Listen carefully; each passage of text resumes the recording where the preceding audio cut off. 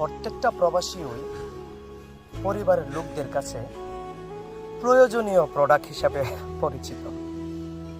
আপনি বুকে হাত দিয়ে বলবেন, বা আপনার পরিবারেও যদি কেউ থেকে থাকে, কোনো প্রবাসী ভাই থেকে থাকে বা প্রবাসী বোন থেকে থাকে, দেখবেন তো ওই পরিবারের ভাই কোন, বোন কোন, বাপ কোন, মা কোন, ধরেন এই মাসের ভিতরে তাদের একটা চাহিদা আছে, ওই চাহিদাটা পূরণ করতে চাচ্ছে যে এই এই এই এই জিনিসটা তোর দিতে হবে।